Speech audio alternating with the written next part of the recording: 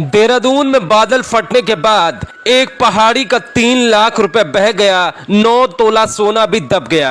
अब वो पहाड़ी दबे मकान में अपना 9 तोला सोना खोजने में लगा है। उसके साथ उसका परिवार भी सोने की तलाश में जुटा। वो पहाड़ी अभी भी नहीं मान रहा कि उसकी जमा पूंजी बाढ़ के साथ बह गई। आंसुओं के साथ अपने 3 लाख और 9 तोला सोना खोजने में लगा है। देहरादून के छमरोली सरकेत क्षेत्र में आई प्राकृतिक आपदा यानी बादल फटने में लोगों का सब कुछ बह गया। कई लोगों ने हार मान ली। उनकी जितनी भी जमा पूंजी थी वो उसको भूल चुके हैं। लेकिन कुलदीप सिंह ने अभी हार नहीं मानी है। वो अपनी जमा पूंजी 9 तोला सोना तलाश रहे हैं। जरा आप ये मकान देखिए, आपको लग भी नहीं रहा होगा कि इस जगह पर कभी मकान भी था। लेकिन हाँ, ये सच्चाई है कि इसी जगह पर कुलदीप सिंह का भी मकान था।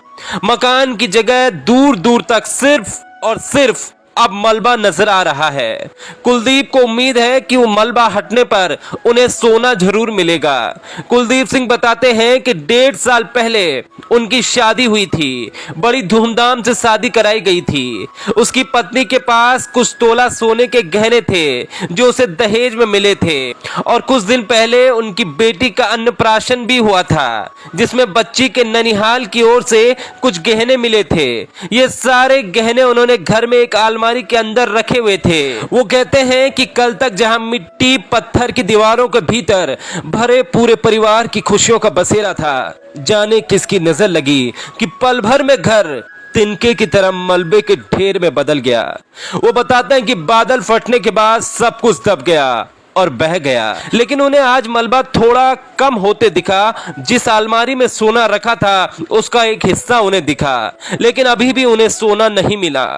कुलदीप अपने ससुर और कुछ लोगों के साथ 9 तोला सोना खोजने में लगे हुए हैं। उनकी आंखों में आंसू भी हैं, क्योंकि ये गहने उन्हें दहेज में मिले थे।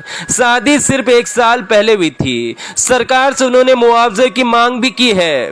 वो कहते हैं कि आपदा में किसी का कंट्रोल नहीं है, लेकिन उनका मकान पूरी तरीके से दब गया है। उन्होंने जीवन में जो कुछ कमाया था, चाहे वो रुपए हो चाहे वो सोना हो, सब कुछ अब चल गया। अगर ये मिल जाता है तो कहते हैं कि भगवान का शुक्र करेंगे, लेकिन अगर नहीं मिलता तो फिर क्या होगा।